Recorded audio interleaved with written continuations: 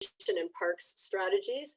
My name is Krista Costas Bradstreet, and I'm the Director of Partnerships and Policy for the Canadian Parks and Recreation Association. And just to start us off, I wanted to let you know that to get into the spirit of today's webinar, I went out for a minus 16 degree walk this morning, which for those of you in the prairies and territories is quite mild, I know. But hey, I grew up in Toronto where we call in the Army when it snows. So I come by my ambivalence for winter, honestly. So clearly, I think I'll benefit from the information from today's topic just as much as everyone else, if not more.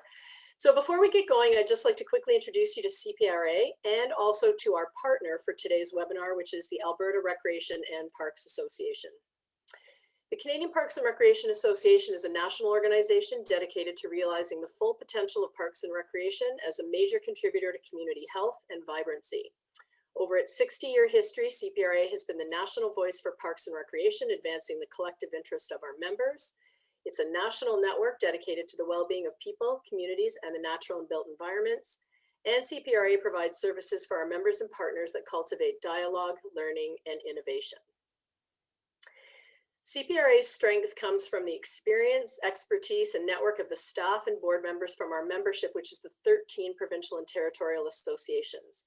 We also work with volunteers, government partners, and a number of allied sectors such as physical activity, sport, education, public health, and others that help us to make progress on our goals, and we strive to help them meet theirs.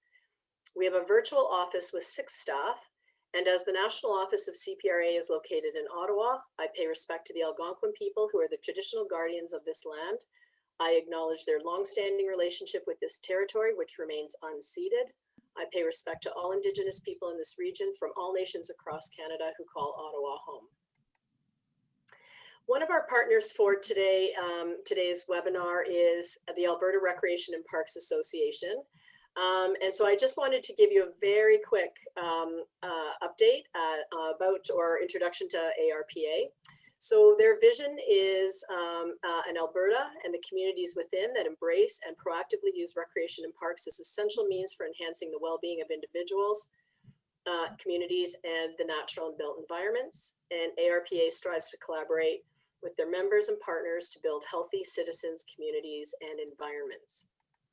In terms of ARPA's reach, they reach 87% of Alberta's 352 municipalities. And their members include educational institutions, businesses, and not-for-profit organizations.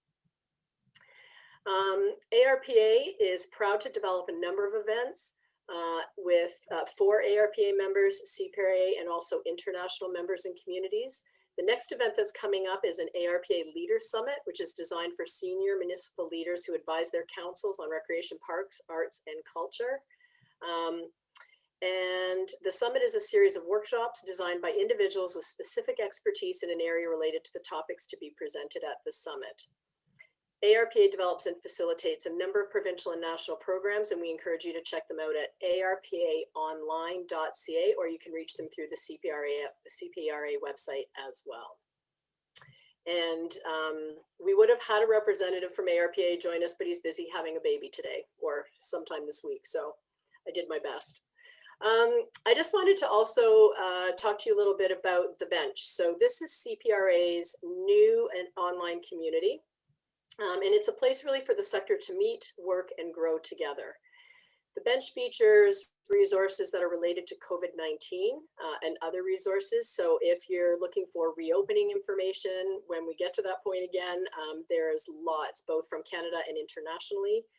There are event listings, there are discussion groups that you can join. And if there's a discussion group that you would like to see that isn't on there, please let us know and we'd be happy to start one. We have started a discussion group for outdoor recreation, and we hope that you'll join the bench and join that discussion group. We have a portal dedicated to the Framework for Recreation in Canada and Parks for All, and also professional development. And very soon we'll be adding a job board to that. And we will also be adding a benefits hub. So many of you might be familiar with the old benefits hub that existed. And we're going to be moving that over to the bench and revitalizing it and adding some new documents. So that's going to be a really great asset. So I'd really encourage you to sign up for the bench, to share the link with colleagues. And the bench is only going to be as good as the number of people we have on it and those who are interacting with it. So we really hope that, that you'll be able to join us on that. So I'll just quickly show you a 1-minute video that talks about the bench, and then we'll get started.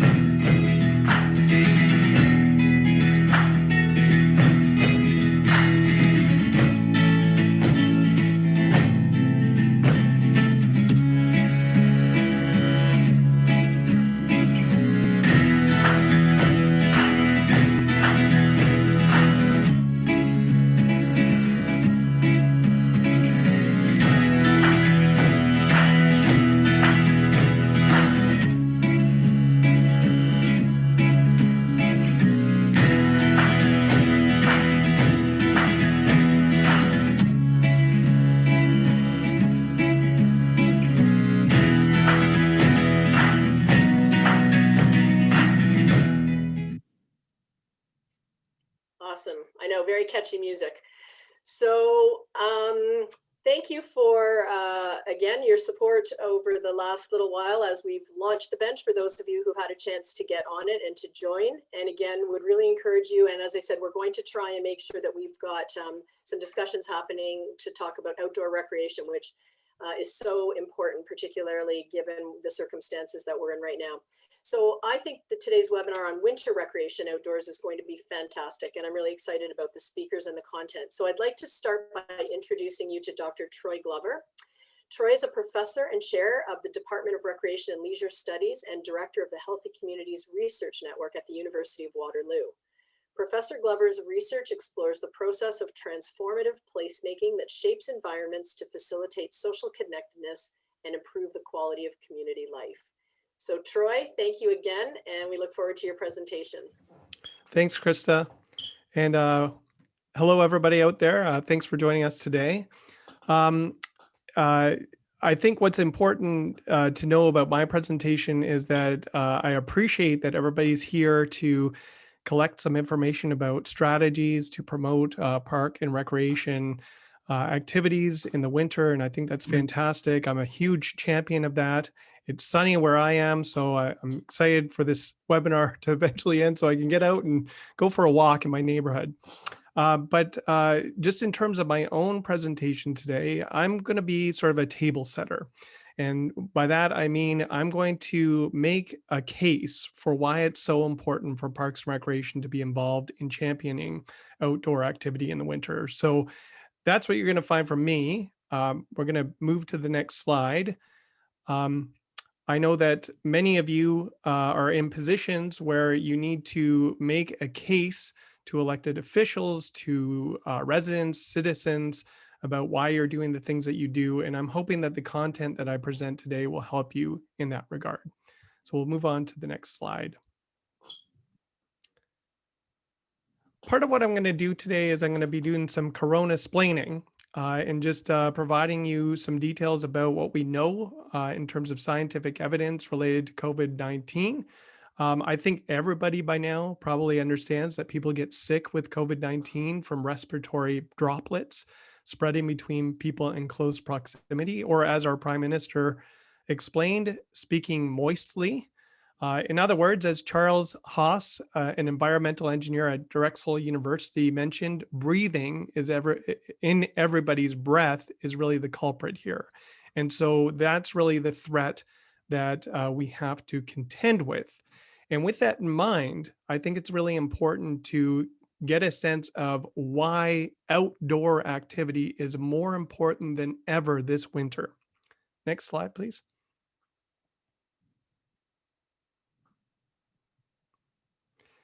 So the key here is that when we start to think about where transmission happens, it's important to understand from a scientific perspective that it's facilitated by close proximity, prolonged contact, and frequency of contacts. Okay, this is very much established by the literature. So as much as we encourage people to physically distance at 6 feet apart, there is a reason for that in terms of ensuring that people are not in close proximity.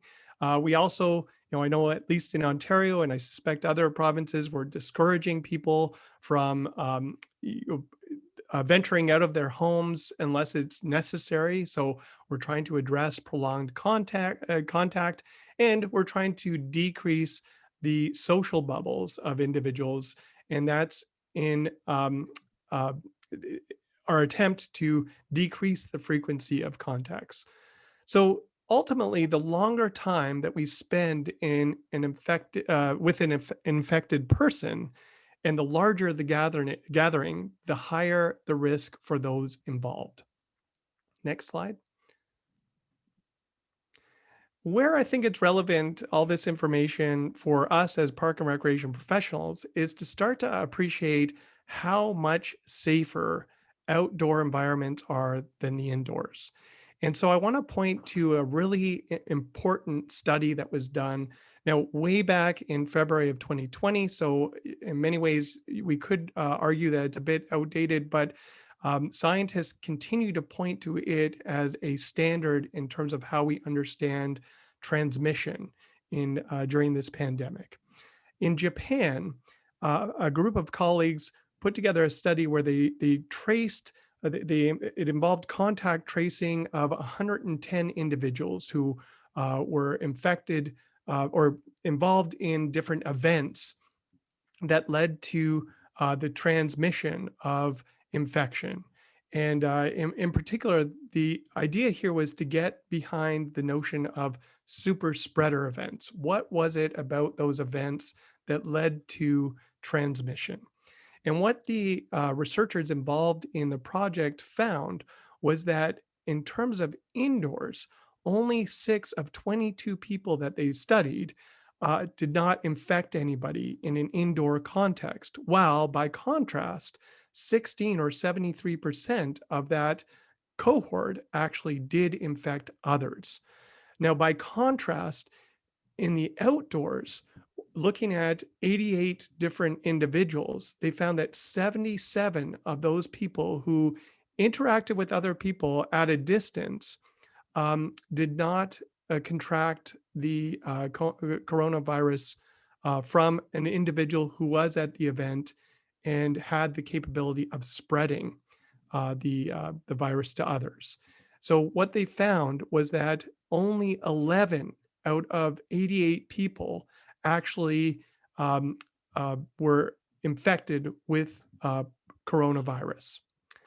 So ultimately, the idea here, and actually, I'll move to the next slide, but I think it's important to note that the risk is almost 20 times less likely in a, or sorry, 20 times more likely in an indoor um, venue. And so, other research that we found that has since happened, and this comes from what's called a scoping review of all the research that's been done so far on the subject. The researchers involved in that scoping review found that the small number of cases where outdoor transmission may have occurred was actually associated with close interactions, particularly extended duration or settings where people mixed indoors alongside an outdoor setting.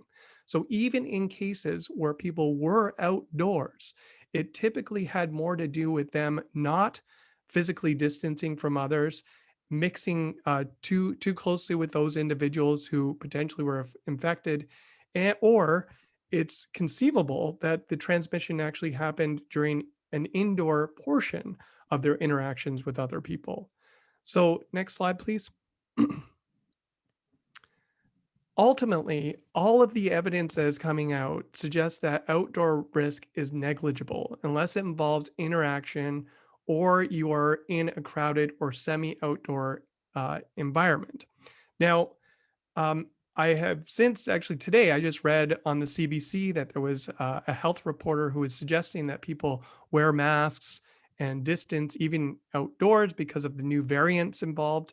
And I will acknowledge that we don't have any data to really give us evidence of what the best course of action would be.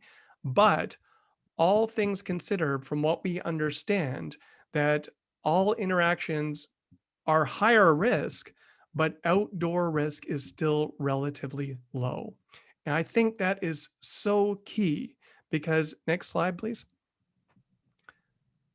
When we're talking about coronavirus, you know, on the one hand, I love this quote from Resnick, who wrote a great piece in Vox, who said that, you know, it would be great if there were very specific numbers and guidelines that we could follow to minimize coronavirus risk to zero, but there aren't. There's always going to be risk, even in the outdoors.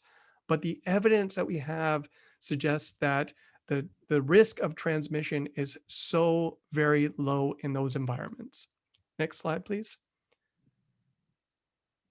And so, from my perspective, and I hope from the people attending this webinar and who are promoting outdoor activity in the winters, that they can appreciate that this year, as much as we are trying to prevent the spread of infection, we also have to balance that with the increasing lockdown fatigue that people are experiencing. If anything, it's really important, even in situations where we're locked down, that we're able to get outside to engage in activities that give us fresh air, that put us in safe contact with other people, and that give us some physical activity. So ultimately, we as park and recreation professionals have a role in terms of promoting that balance by promoting outdoor activity, especially during the winter. Next slide, please. This graph is really fascinating from a park and recreation perspective. It comes from the sources are worldindata.org, and it shows, based on Google Trends, that community movement has really changed during the coronavirus, not surprisingly. But what's amazing is if you follow that pink line that shows park usage, I'm sure all of you out there are not surprised to know that it has increased significantly since during the course of the pandemic. It's also interesting to note that it peaked in August and has since declined. And not surprisingly, that has a lot to do with weather. So that we're finding that during the winter months that we're seeing reduced usage of parks, even though they are still being well used. Now, from my perspective, this is really important to note, and it brings up the importance of park and recreation serving as advocates for people to get outside, to get outdoors for their well-being. Next slide, please. Ultimately, we need to give people a reason to bundle up and go outside. And I think most Canadians know it's not about the weather, it's about dressing appropriately for the weather, that we can always find a way to get outside. Next slide, please. The thing is, though, if we're looking for even more of a reason to get people outside this winter and every winter, it's because while there is a pandemic that we're dealing with, there has been a long-term epidemic of loneliness and social isolation in Canada. And if we look at the Angus Reid um, uh, polling around loneliness and social isolation, we find that only last year, and this is 2019 data, so I guess 2 years ago now, 62% of Canadians said they would like their friends and family to spend more time with them. That's astonishing, how large that number is. And in fact, when we look at the graph to the right, it shows that 48% of Canadians feel lonely. That is remarkable. When we think about there's 250 people on this webinar right now, it means that just under 125 of you potentially feel lonely in your day-to-day lives. That is a significant problem. And when we're talking about loneliness, I want to just define that term as being the subjective perception that we do not have meaningful relationships in our lives. Next slide, please. So while loneliness refers to that subjective perception, social isolation is more of an objective perspective on the number of people, the meaningful social ties that we have in our lives. And again, from 2019, Angus Reid shows that in Canada, 33% of Canadians could not definitively say that they have friends or family members they could count on to provide financial assistance in an emergency.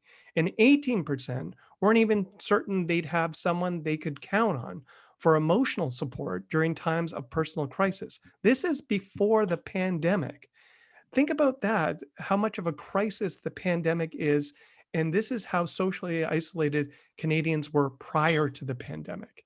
And in fact, when you look to the right, oops, sorry, if you go back, if you look to the right in terms of the bar charts, uh, 51% of Canadians are identified as being socially isolated. Next slide, please. So, what's happened since the pandemic began? Well, if we take a look at those numbers, the percentage of Canadians saying they have a good social life, not surprisingly, has dropped from more than half in 2019, 55%, to just 1 in 3. So, a third of Canadians in 2020 felt like they didn't have a good, or sorry, only a third thought they had a good social life. Um, you know, Clearly a problem. If we can move to the next slide, please. And so I think this is quite remarkable. But if you look to the right, it shows that according to Angus Reid's social isolation and loneliness index, again, we have a large percentage of Canadians who feel very lonely and isolated, or one or the other. This is a problem in Canada, a major social problem. And so I think if you look to the left, it's not surprising that those over 54 years of age say they would rather see more people. That has nearly doubled from 18% in 2019 to 33% in 2020. And I think this is quite remarkable too. And for those of you who are in this age range, who have kids at home, you're probably likely to say that you wish you had more alone time. Both of these are reasons why we need to get people outside, either to have that alone time or to actually see people as they wander around parks or trails or any of the different public spaces that we provide as a field. Next slide, please. And so ultimately, the reason why this is so important to understand the epidemic of social isolation and loneliness is the fact that it leads to dangers in people's personal lives. It ultimately leads to worse health in terms of smoking, high blood pressure, obesity, slower recovery from disease, higher inflammation at the cellular level, increased antisocial behavior and violence, and higher susceptibility to anxiety and depression. These are obviously, it makes, we're coming to understand as researchers that social connectedness is just so vital to our well-being. Next slide, please. And that's why I swear I will come out and hunt any park and recreation professional down who uses the term social distancing, because the fact is that we do not want to encourage social distancing. What we want people to do is practice physical distancing. We want them to be apart physically so that they can avoid the spread of infection, but we do not want to keep them apart socially. That social connectedness, as I've tried to demonstrate, is so important, and I'll explain why. Next slide, please. The benefits of social connection are huge. It often results in 50% increased chance of longevity, in higher self-esteem and empathy, stronger gene expression for immunity, better emotion regulation skills, lower rates of anxiety and depression, and it creates a positive feedback loop of social, emotional, and physical well-being. Next slide, please. So I don't want to take up too much time. I'm going to point you to the right side of your screen. As long as people feel connected, to others on the inside, they still get the benefit of being connected. And this is really important. So even those people who don't have contacts, who don't have meaningful social connections in their lives, to get outside and to actually see people matters in terms of making a difference in terms of their health and well-being. Just to see other people, to connect with them with a simple wave or a smile is huge when it comes to people's health and well-being. And that's why we need to encourage getting outside. Next slide, please. And this gets to my point about why we need to advocate for getting outside during the winter. But we need, you think about people who experience seasonal affective disorder or the winter blues anyway, that is going to be just exacerbated this winter. So the more that we can do as a field to get people outside, the better we are going to serve Canadians. Okay, next slide, or my last slide. So from my perspective, and we'll get into my colleagues who are going to present next, are going to get into some great strategies that I hope you'll learn a lot from. But from my perspective, Parks and Recreation ought to be the voice to promote getting outside, especially during the winter. That means that Parks and Recreation has a role in terms of animating public space, within safe guidelines. Of course, we still need people to, physically distance, but they can still be social in these environments, and we need to attract them outdoors. And I think Parks and Recreation is best positioned to do that. We need to champion public spaces, even those not traditionally associated with Parks and Recreation. That includes sidewalks. That has become a really important public space for everyday citizens during the pandemic. And then, of course, my whole point of this presentation is for you to advocate for Parks and Recreation as a preventative health measure. I think it's more clear than ever that we play a significant role in promoting health and well-being in terms of the services that we provide and promoting people to get outside, especially during the winter. So thank you for listening. I look forward to the presentations by my colleagues that follow. My name again is Troy Glover. You can follow me on Twitter at Troy_D_Glover, or feel free to email me at troy.glover@uwaterloo.ca. Thank you very much. Troy, thank you so much for your great information and for emphasizing that for those of us with 20-year-olds at home, we really do and should, or do need to and should get outside. I've been practicing that for sure. I just want to, before I introduce the next speaker, remind you that we are going to have a question and answer period at the end. There is on Zoom, as you probably all well know, a Q&A button. So please feel free to start to put your questions in, and we will get to those just towards the end of or at the end of our other speakers. So I'd now like to introduce you to Isla Tanaka. Isla is the Winter City Planner for the City of Edmonton. She holds a Master's of Natural Resources and Environmental Studies degree, where she explored outdoor recreation spaces in winter cities. She has presented on winter life and design in North America, Asia, and Europe, and helped plan 2 international Winter Cities conferences. Isla sits on the International Board of the Winter Cycling Federation. She has raised 2 children in Northern Canadian communities, cycles year-round, and loves cross-country skiing. Welcome, Isla. Great, thank you very much for having me. So today I'm going to talk to you about what Edmonton has done to embrace winter and how we're shifting our culture around that. So next slide, please. So I'll start off giving you a brief overview of our Winter City strategy, how design and infrastructure in parks is really important and can affect the use, and then maintenance, programming, promotions, and then some of the social license we're seeing happening. So next, please. So when we first started talking about winter about 9 or 10 years ago, these were very common headlines: how to survive the Edmonton winter.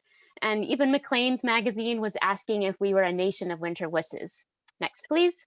But we weren't always like this. We have photos from the Edmonton archives from over 100 years ago of people skating in our park, skiing in our river valley.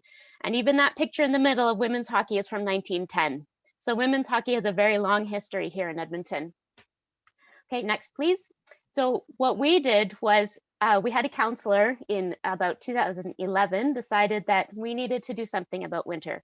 We were hibernating, we weren't using our park spaces, and we were really disconnected from the outdoors in the wintertime.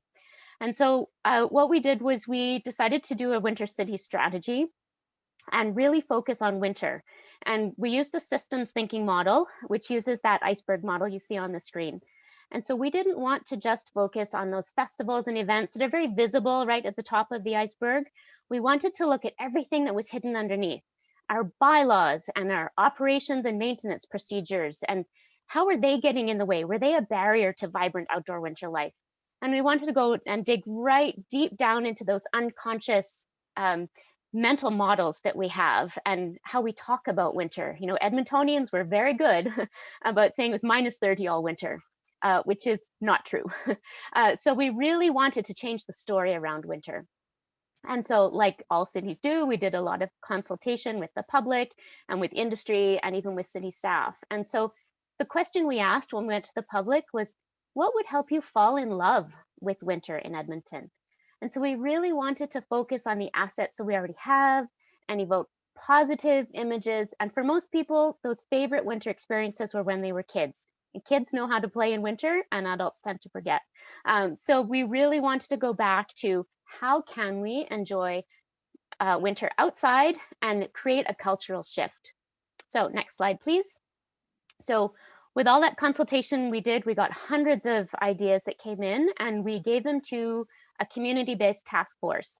And they went through all of them, and they accepted ones that would work in our Edmonton context. They had to be authentic for Edmonton. Something that works in Montreal or Helsinki might be a great idea, but they might not work with our winter. So everything that we put into our strategy works for Edmonton. And so we ended up with a strategy that's that has 4 pillars. So winter life is about making it easier to get outside and play and work in our city in the wintertime. Winter design pillar is about designing and planning better. Winter economy supports our winter festivals and tourism, and it's about developing a 4-season patio culture, and then also supporting businesses that work in winter. And then that final one is our winter story. And that pillar is all about changing the stories we tell, using different images for winter, and really creating that cultural shift. So we have 64 actions we've been working on over the last 8 years, and it's a 10-year strategy, so we have about 2 years left. So next slide, please. So really, one of the main things that I think would be important for you is winter design and infrastructure and how that affects our park spaces.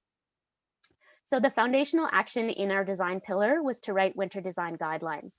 And so we worked with a really quite a large working group made up of some city staff, but a lot of people from industry and from the community. And so these are guidelines that are written in Edmonton for Edmonton, so for our winter context. But there are some universal principles of winter design, which I will go over you, that can be adopted in any winter city. So really, if you have a look at our design guidelines, they are available on our website. They're divided into 2 sections. And the section that will probably interest you the most will be the second one, and that's the open space goal, so that we can design elements for winter fun, activity, beauty, and interest. So next slide, please. So winter design in a nutshell is we want to block wind, capture sunshine, use color, add lighting. And by that, I don't mean recreating daylight. We want to use lighting strategically and creatively. And I'll talk more about that in a bit. And then we want to plan for the right type of infrastructure that supports outdoor winter life. So next slide, please.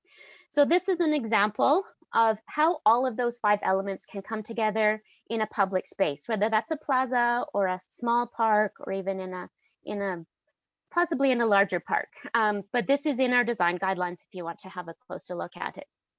So I'll now talk about those individually. So we go to the next one. So blocking wind really is probably the most important one. We all know what it's like to be outside on a really windy winter day. But if we can design out some of that wind or mitigate some of it, we can make public spaces much more comfortable. So we can do that. One way to do it is on the macro scale. So this actually is a design for a new neighborhood in Edmonton. We had an airport in our downtown that was closed several years ago. And this is the design. It's residential and park space and some mixed use.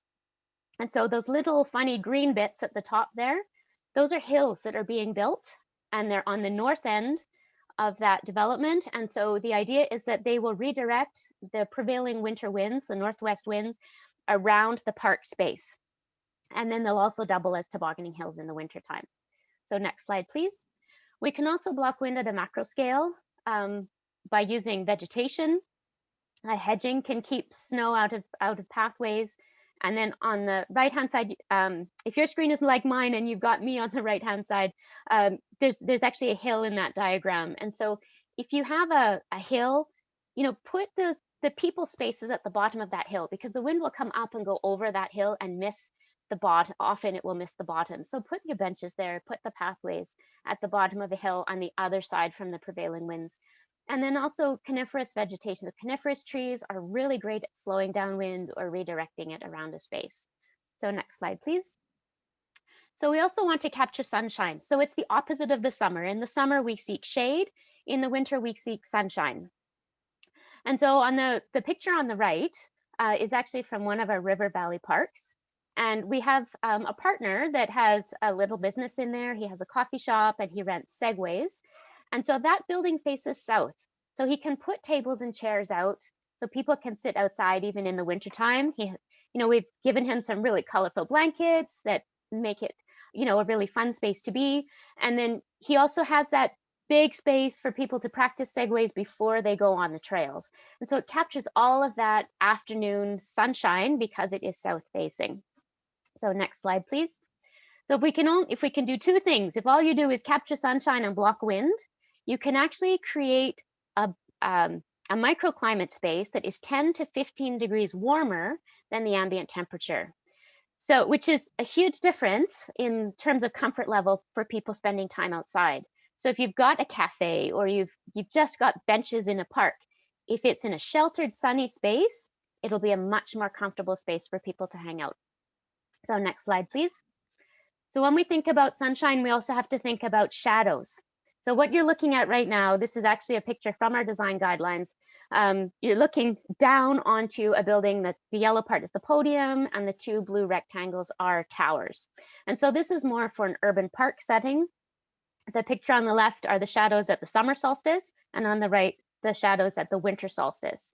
And so you can see that in the summertime, it doesn't really matter where you put the park because it will have sunshine anytime at some point during the day.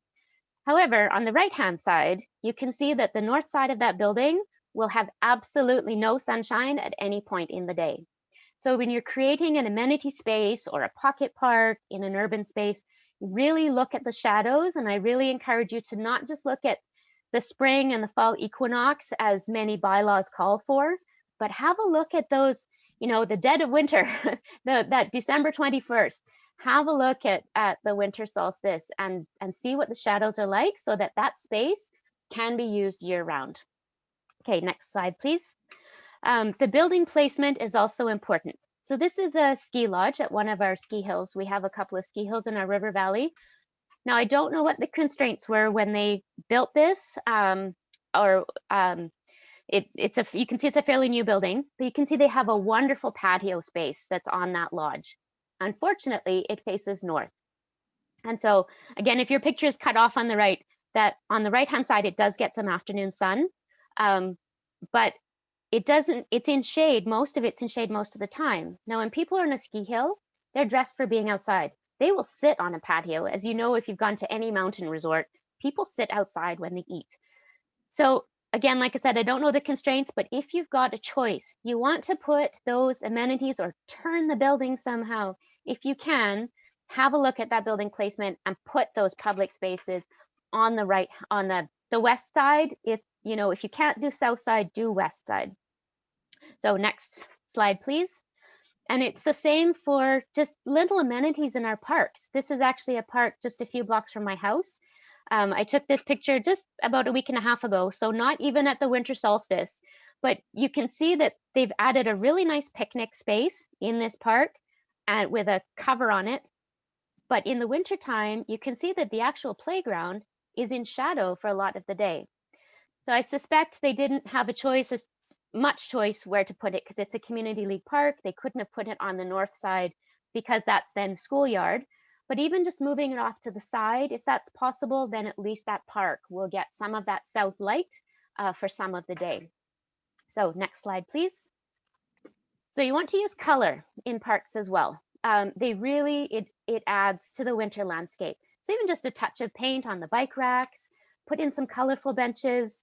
I will say these benches are not the best choice because they're metal. So if you can choose wooden benches with some color, that would be a better choice. But you can see we also leave those long grasses in. So it adds some interest to the winter landscape and it adds some color as well. And then the gazebo on the right has some color in it, but it's also got the wood that's just naturally finished and has a really warm visual effect as well. So next slide, please. So next one is lighting. So like I said, we don't want to overdo it with lighting. We've got a lot of light pollution in our cities. These are both examples of dark sky friendly lighting where it all goes down. So be strategic with your lighting. If you're putting in new buildings or you're renovating a building in a park, think about dark sky friendly lighting. You can see the one on the bottom that's actually from Jasper, the town of Jasper, and they're working to become a dark sky friendly community. But the sidewalk around the grocery store there is still lit. It's a nice welcoming space. People feel safe in it. There's enough light, but it's all facing down. So this is something else to consider in our parks because they are often wildlife corridors as well. So keep the light down and minimize the spread. So next one, please. But you can also be creative with lighting. So the top left is from one of our festivals. They hang lanterns in along a pathway in one of our park. And these are temporary. They're not there all winter, just for the festival. And it, creates a nice little space. In the bottom left, we have a couple of new iceways, we call them. They're skating trails in two of our river valley parks. And the first year we had some really nice lanterns done by a local artist. We've had to change the lanterns a bit, but you can use color. Color it made it a really magical space. And it also extends the nighttime use of your parks. So, if you have a skating trail, but we get dark by about 4:30 in the wintertime, you can extend that use till 9 or 10 o'clock if you've got the right type of lighting in there. And again, you don't want to overlight. But you also don't have to light from the top. Traditionally, night lighting is campfire lighting and it's on the ground. So you can see on the right-hand side, that's an example of lighting that's on the ground. We don't always have to light from above. Next slide, please. So we want to think about designing for all seasons. This is a new building in one of our river valley parks. And when we presented the design guidelines to City Council, they also adopted a winter design policy. So all new developments and redevelopments led by the city must be designed for all seasons and must take winter design into account. And let's face it, that's the best return on investment. We have a legacy of a number of amenity buildings, particularly washrooms in a number of our parks that are closed in the winter because the sewer lines are too shallow in the ground and they freeze in the wintertime. So if we're going to build something in our parks, let's build it for all seasons and get the best return on investment. We also, with this building, because there is there's a skating oval and then one of our iceways are attached to this building. There's a change room inside, but the flooring throughout the building is skate friendly. So you can go from the rink inside, use the washroom, and go back outside without having to take skates off. We've also got really big windows on there. So if somebody needs to go in and warm up, they can stand at the window and still see family and friends, and they can still stay socially connected to the activity that's going on outside. So next slide, please. So other ways to do it is the top left is a tennis court actually in Prince George, BC. And in the wintertime, the edges get boarded and then it gets flooded for skating. So it's just in a neighborhood and people can walk just from their houses and go skating. Bottom left is one of our river valley parks. We have paddle boats, for rent for the summertime on the pond, and then we have skating in the winter. And then on the right-hand side in front of our city hall, we have fountains in the summer and skating in the winter. Next slide, please. So there are other ways to design for all seasons. This is from a park in Ontario, and they've actually created an area for winter activities. So just a different approach for designing for winter. Next slide, please. But basically what we want to do is create an invitation for people to get into our parks. So this is one of our golf courses. We groom cross-country ski trails there in the wintertime. We have a vendor who has a little coffee shop in the clubhouse. We put out chairs that can be moved into the sun or out of the wind. Pre-COVID, we also had blankets that were put out. Bright, colorful blankets just create another way of creating an invitation. We also have a fire pit that sits outside this building. So it's fire attracts people. If you can get fire pits into parks, it's a great way to get people in there. So next slide, please. Now you want to provide the right type of infrastructure for winter activity. So it can be permanent or temporary. So these are two examples of permanent infrastructure. So on the left, we have a refrigerated skating trail at one of our recreation centers. So that just extends the skating season. It extends it by a few weeks in the fall and by a few weeks in the spring. And so we get at least an extra month out of that skating rink. And then on the right-hand side, again, if you're cut off on the right, there is a fire pit there. It's a natural gas-fed fire pit, and it has a decorative grating over it, and it's a fixed grating. So staff can turn that on in the morning and turn it off at night, and it doesn't need to be monitored during the day. So it's a really just great amenity to have, and it's in there permanently. And even on a cooler summer day, we have the choice to turn that on. Next slide, please. But we can also provide temporary infrastructure. So again, at our golf courses where we have ski trails, we just put in some ski racks. They're just wooden, they just get moved in and then they get moved out at the end of winter. And on the right-hand side is a warming hut that we piloted in a few of our parks. They're unheated, they work just like a greenhouse.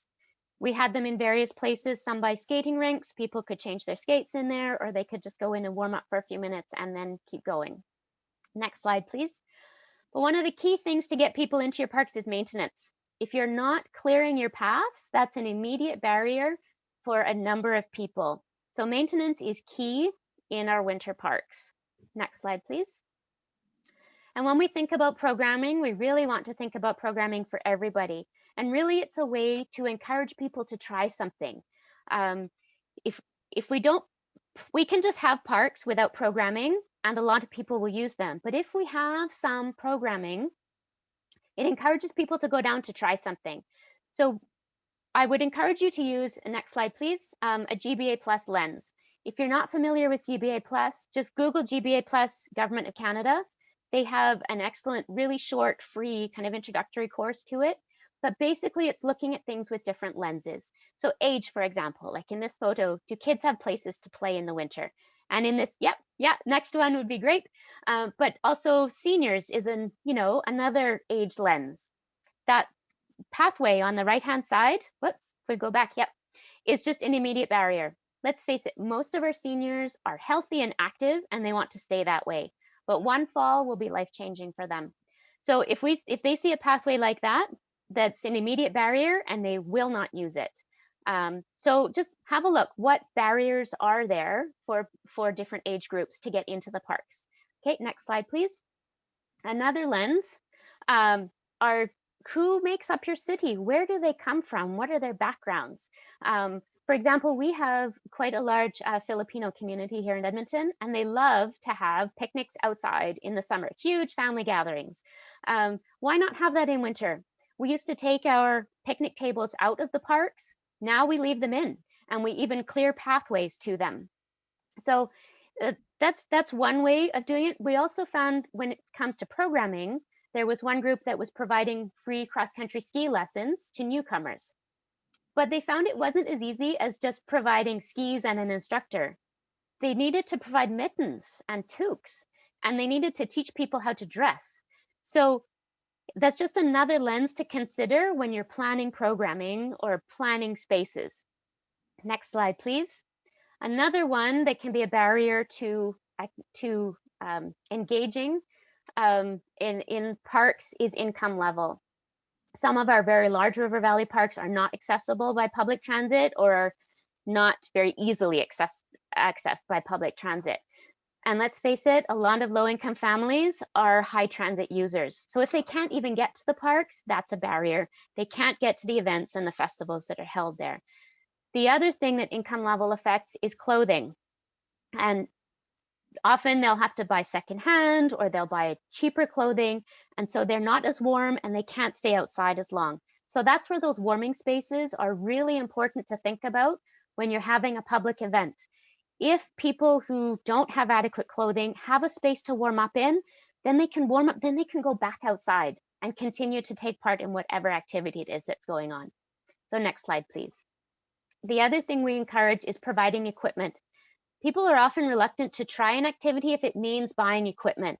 They don't want to invest in it or it's too expensive.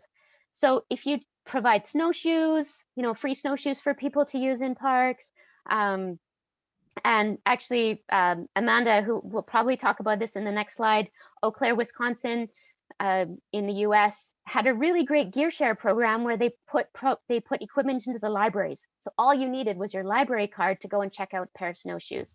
So there are lots of ways to provide equipment in parks. Next slide, please. Another lens is the ability and disability. I mean, let's face it, we're all temporarily abled. That can change very quickly. That's actually me on the right. I had a stress fracture in my foot a couple of winters ago, completely changed my experience of winter. And then the woman on the left is actually a coworker who suddenly found herself needing to use a wheelchair. And she could actually get to a bus stop one morning, but couldn't get on the bus because the bus stop hadn't been cleared. So her experience of winter has changed completely as well. Next slide, please. But it's not just about accessibility, it comes down to equity and dignity. And I'm afraid I don't have easy answers for you on snow clearing, but really, how are people able to get around and interact with their city? Are they able to get into their parks? Are they even able to get to the parks? Or do they run into a sidewalk like the one on the left? So just another really important lens to think about with park design and park programming. So next slide, please. So really, once you've done that, once you've designed your parks and you've got programming in space or in place and you've got equipment for people to try, you need to let them know what's going on. So we found once we started talking about winter here in Edmonton, people said, okay, you want us to be in the parks? And they were calling us in the office and saying, where can we go snowshoeing? Where can we go cross-country skiing? So you need to let people know where the activities are taking place, when the festivals are, when the events are. So we've actually built a very robust social media suite, but we're now 8 years into this. So start somewhere. Have a website, have a web page where you can direct people to that's, a central hub for all of your winter information. Next slide, please. And what we've seen is people are they're using the Winter City strategy as social license to do things. So we have an area of the city that's a 1970s subdivision, has lots of green space, lots of really wide open utility corridors. And the residents in that area were starting to create their own cross-country ski trails. And some of them started actually commuting to the train on skis. But once they got there, they didn't know what to do with their skis. So they worked with their transit authority and they've managed to put in a locking ski rack. So they actually commute to the train, they lock up their skis just as you would lock up your bike, and then they get on the train and go to work. The other thing we found is people are using our parks in really interesting ways. So on the right-hand side, we have a group called Coffee Outside. They meet every Friday morning. Pre-COVID, they now meet online on Friday mornings, but pre-COVID, they meet every Friday morning from 5 till 9 at one of our downtown parks. It started with bicycle commuters, and they meet year-round. There are now some people who walk to Coffee Outside, but it started with cyclists. And let's face it, if you're dressed for cycling or for walking, you're dressed for being outside, you will hang out in a park. So it's really interesting to see how people are reacting to our, this cultural shift that we see happening in our city. So one more slide, please. So really what we've done is we've encouraged people to be active and be social and be creative in our parks and in our city. So whether those are our urban parks or our, river valley parks, it's made a huge difference. And promotions, like I said, use pictures, we've invested in photos of Edmontonians in Edmonton Park so that they can see themselves. And it's made a really big difference. So next one, please. And that's the last one. So thank you. I hope I've given you some information that you can use in your cities. Feel free to email me.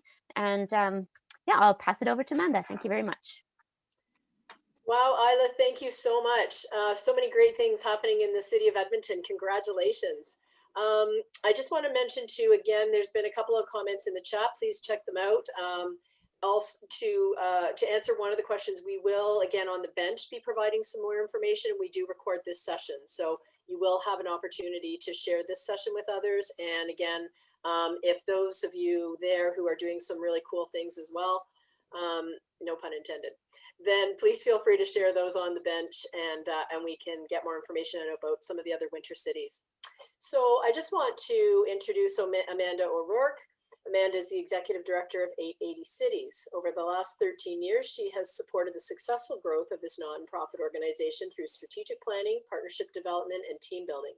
Amanda has worked on diverse public space projects in cities and towns across North America, Europe, and Australia.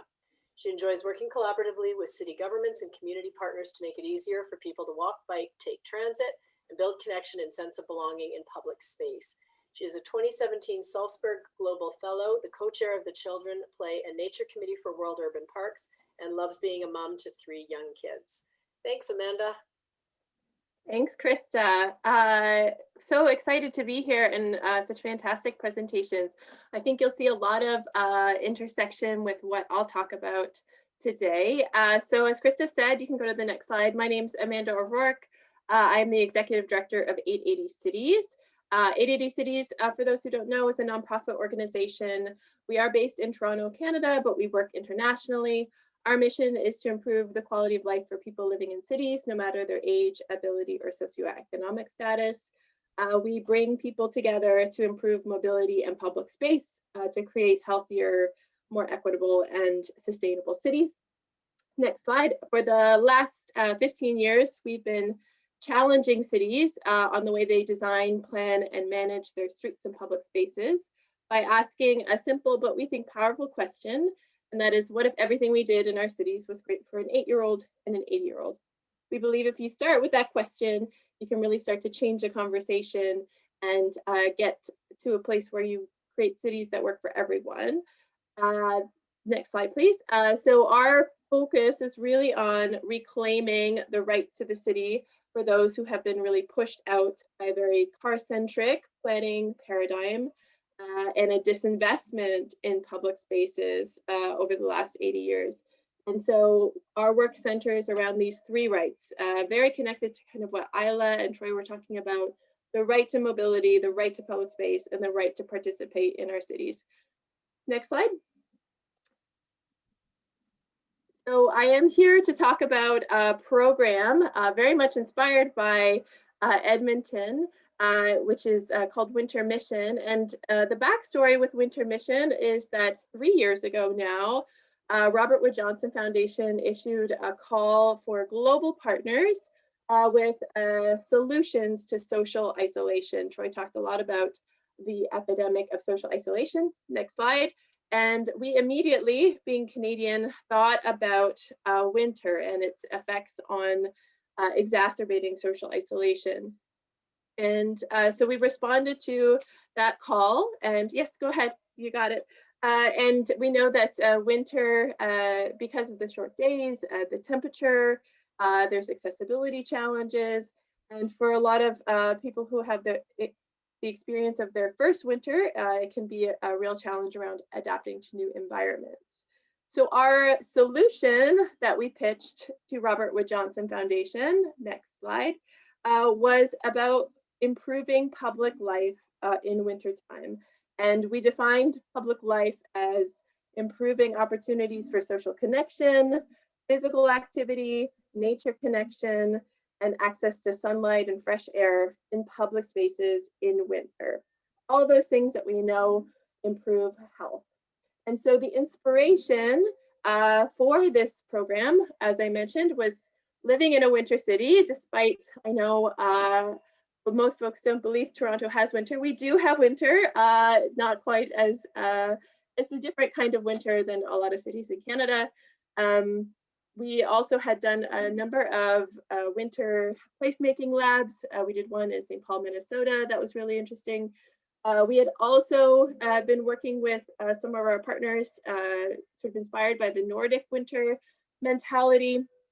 because ADD Cities is international, we had the opportunity of working in Denmark and seeing that seasonal affective disorder that Troy talked about and social isolation was not as highly exacerbated in wintertime in these cities where there was an intention of programming and managing public spaces.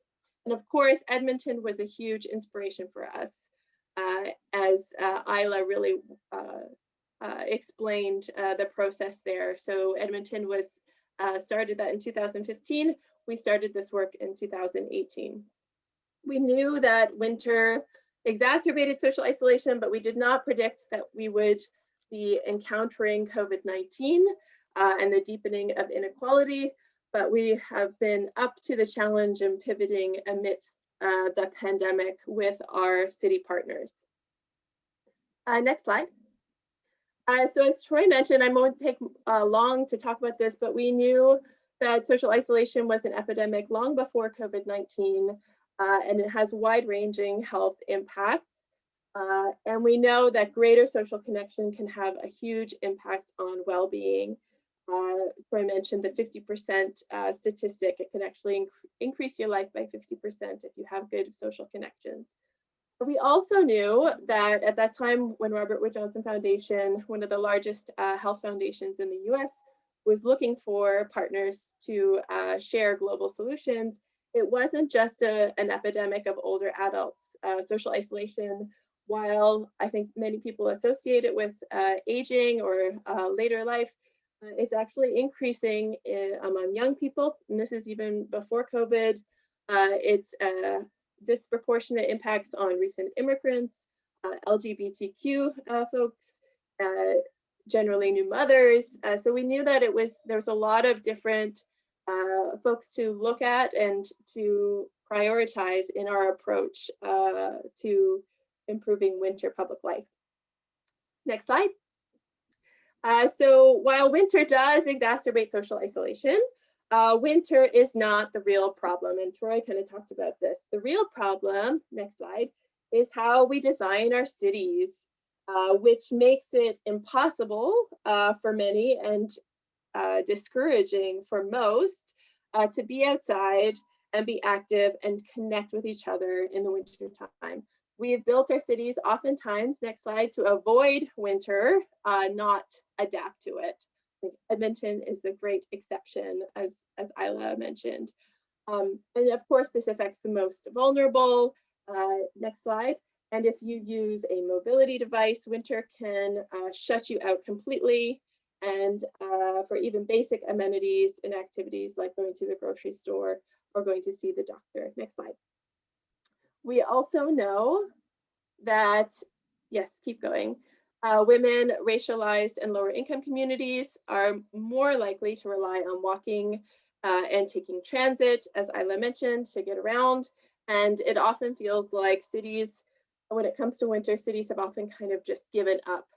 We had done a lot of work with cities prior to launching Winter Mission, where we were doing park projects where actually park agencies thought of their parks as unofficially closed in the wintertime. So we really wanted to combat this narrative when we launched Winter Mission. Next slide. We also know that young people's physical activity declines in winter, and already Canada and the US has, most children are not meeting their daily physical activity requirements to begin with in the warmer months, and winter makes it even worse. And lastly, to pile on even more, next slide, is our culture really reinforces and often exaggerates the negative aspects of winter. I personally think this has a lot to do with how our car culture operates, and a very car dependent culture. This is a great case in point. The next slide, we were doing an engagement in one of our winter cities, and the one winter favorite memory someone could conjure up was that their car got stuck in a ditch. Let's try to create better winter memories in these communities. Next slide. And of course, as I mentioned, COVID-19, we could not predict, but it's certainly, as Troy mentioned, really demonstrated the impact of social isolation. So we're not just dealing with social isolation in winter, we're also dealing with COVID-19. Next slide. So I talked a little bit about the why, kind of reaffirming the case that Troy laid out and Isla as well. But now I'll talk about the how. So what was Winter Mission? How did we do it? We just wrapped up this program, and I'll go through my next few minutes to give the high level impacts. So Winter Mission, we launched in November 2018, a national call for US program partners. We challenged US cities to assemble diverse teams.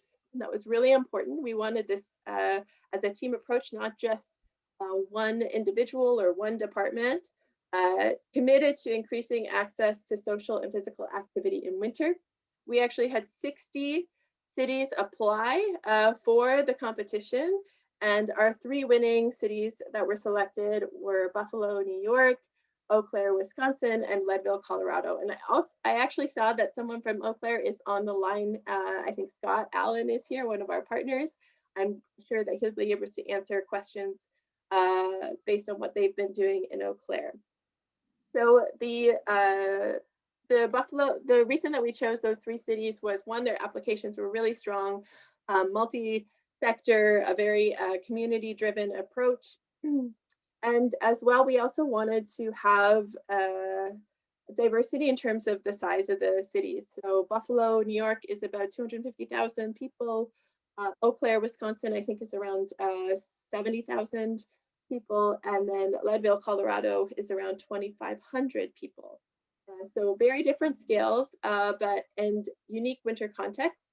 And we dove right in with these cities, first starting with a convening in Saskatoon at the Winter Cities Shakeup, where they got to hear all about the wonderful work Edmonton was doing, as well as many other cities sharing knowledge and expertise on winter cities and winter design. Then we worked with the cities over the course of 2 years in these 3 phases: engaging, testing, and then kind of scaling up and strategizing.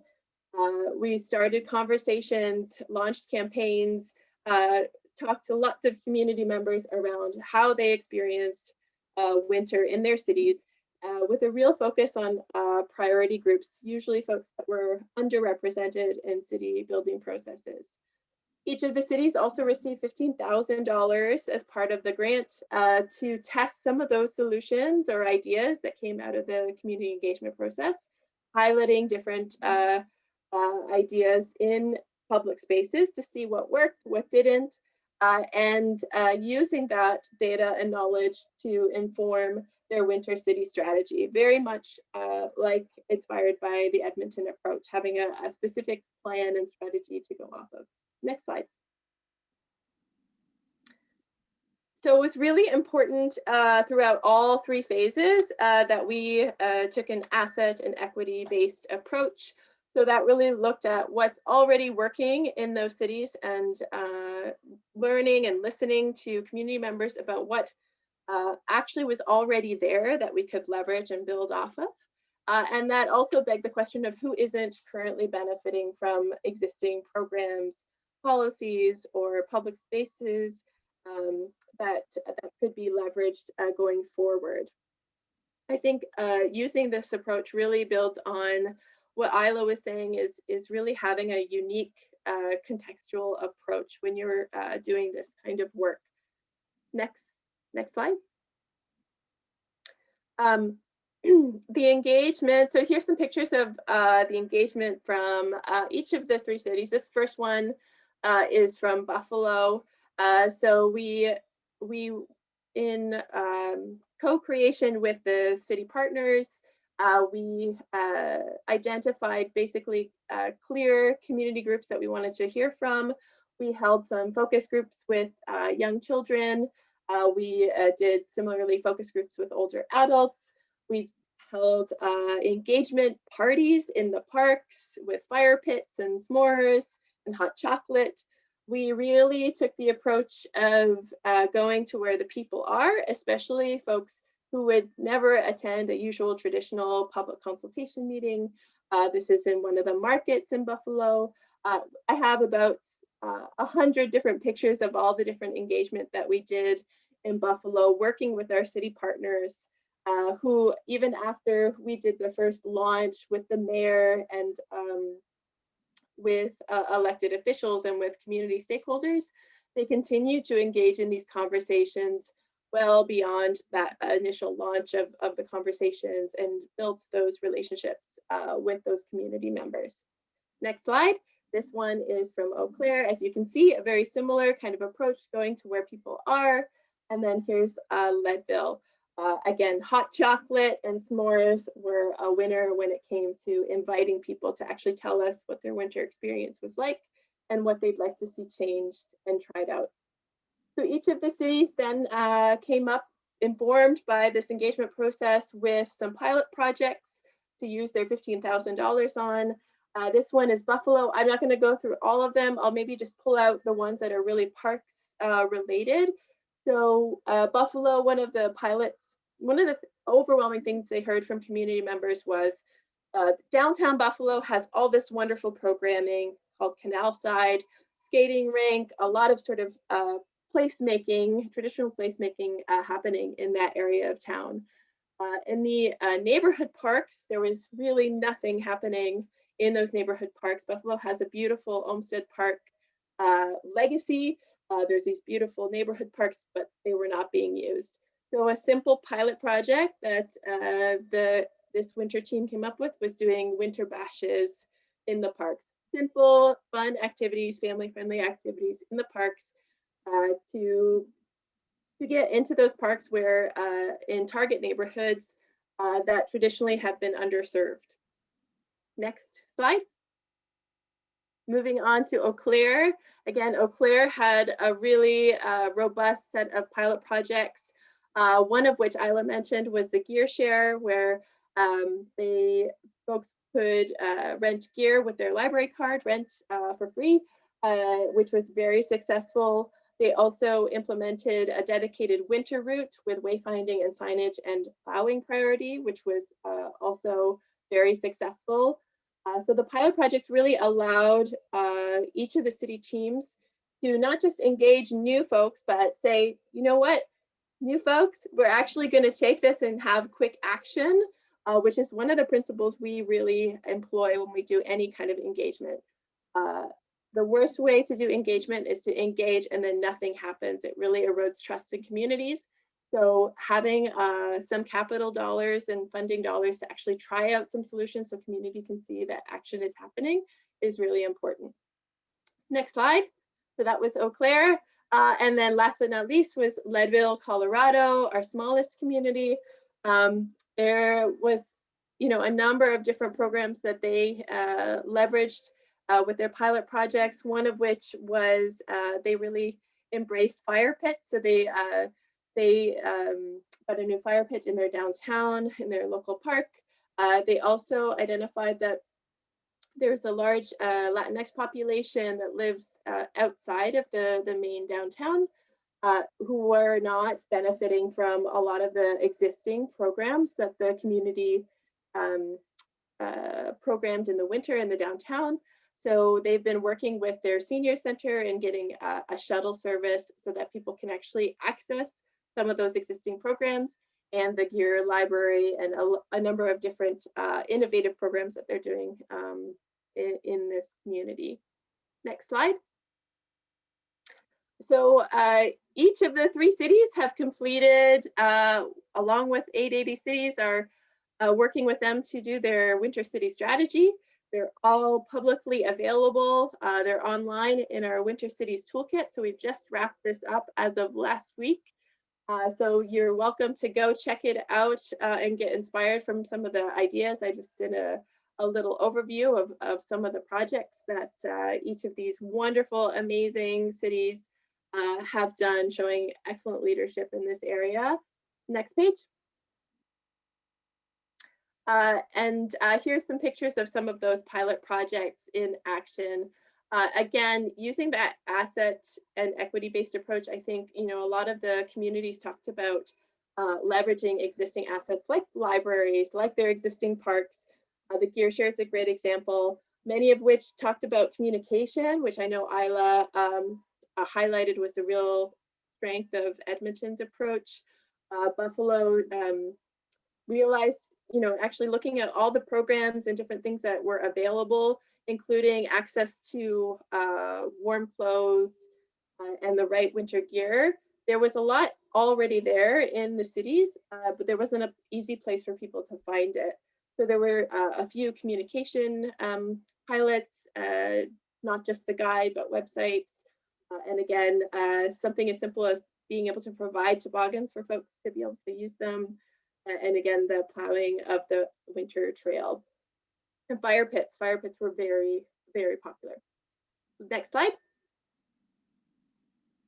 So all of this, all of the 3 strategies, as well as all the tools, or most of the tools, it's going to be updated more and more as we go along, but most of the engagement tools that we used for the Winter Mission program are all on our Winter Cities Toolkit webpage, which we just launched again last week. I encourage you all to check it out. It's an amazing piece of work, and it's been such a pleasure to be working alongside these 3 cities in solidarity in this Winter Cities movement. So I encourage you all to join in and make your cities great winter cities and join the movement and use these tools and resources at your leisure. Thank you. Awesome. Thank you so much, Amanda. So much great information. I think we could talk about this topic all day. I just wanted to, before we just have a couple of questions. So I know we're already at 2:15, but if people are okay to hang in just for a couple of questions. And then what I'm going to suggest is that we put some of the information on the bench, and you're welcome to help us, or you're welcome to join the bench and participate in the conversation. But in the next, that slide. I just wanted to let you know there's a couple of other webinars coming up. And I just wanted to mention as well that I did participate on Amanda's recent, last week, 880 Cities had hosted a webinar talking in more detail about these 3 projects. It was excellent. I think it's available for you to view. Next week, there will be another webinar hosted by World Urban Parks, and that's to take place on February 4th at 1 o'clock. I did post the information in the chat box for you so that you'll have the information if you would like to join that. We sort of did this as a series of 3. And then I just wanted to mention as well that CPRA also hosts 4 webinars a year. This is the first one of our regular series. The next one will be in the spring, focused on parks and encampments for supporting those experiencing homelessness. We're also leading an initiative focused on women and girls in recreational sport. We are hosting 5 webinars, 10 in total, 5 in English, 5 in French, on different topics. We've done one on retaining girls ages 9 to 15 in recreational sport, one on intersectionality, and our 3rd one is coming up March 10th in English, and we'll be confirming the date for the French one coming up very soon. I believe it'll be the day after, but and again, you can see that it's focused on engaging women 55 and over in recreation and physical activity. So with that, if I can invite the other speakers, all of the speakers actually, to join me back on the camera. I have 2 questions that have come up. So the first one, and this was actually emailed to us. So someone asked that they were interested to hear about the costs for the strategies in terms of consultants, engagement, and as part of the strategy, was there an implementation plan that involved potential costs for infrastructure and programming? So maybe Isla, do you want to, maybe you start with that question? Sure. Yeah, when it was first developed, it was just developed as, it was a project that was given to a project manager, and she was just told, just make it happen. So we don't have firm numbers for the development of the strategy itself. I could try and find that for you. I don't have it offhand. It was probably cost more than it could have been done for, because some fairly well-known speakers were brought in, and so those speaker fees were a little bit high. So it is possible to do it cheaper than we did, but most of it was just staff time. And like I said, that task force was community led. It was all community members. So there's a lot of volunteer hours that were given to developing the strategy. When it came to writing the implementation plan, that's where I was actually brought on board. So then we had 2 staff members from then on. And so for each of those 4 pillars I mentioned, we had a working group that revisited all of the actions in each of their pillars. Each of those working groups were made up of city staff and community members. So again, there was staff time involved, but no, not necessarily, money up front, and then a lot of volunteer hours from community. As far as implementing and specific actions go, some of them we did go to council and say, we want to do this, this is how much we think, and we put a service package in, and then we were granted either the amount we asked for or a little bit less. But really, for a lot of it, it's just a matter of shifting priorities. So in parks, for example, we will spend a lot of money in the summer. What if we just shift some of that to winter? It doesn't necessarily cost more. And, when we, in terms of infrastructure, when we're putting in buildings, making it 4 seasons is not that much more expensive than just designing it for 3-season use. So it doesn't necessarily have to cost a lot more. Awesome, thank you. I'm going to move to the next question, which is, what are some approaches you found helpful in combating the idea that being outside the cold will make you sick? So even among peers, the person who asked the question said they found this to be pervasive. I think we've all heard that. And she doesn't want to start off with, well, actually, and explaining that that's not the case. So any strategies that you've used around that? I haven't run into that question for a long time. That's maybe one for Troy. Yeah. Yeah, well, I think it is a really good question. And unfortunately, it's one of those situations where, unless we start an information campaign to make people aware of the facts, I don't think there's much that we can do individually to convince people. I think it's just so ingrained in those individuals. So maybe that is a role for Parks and Recreation, even in terms of promoting activity, just the myths involved and making it very clear to people. I guess that would be my suggestion.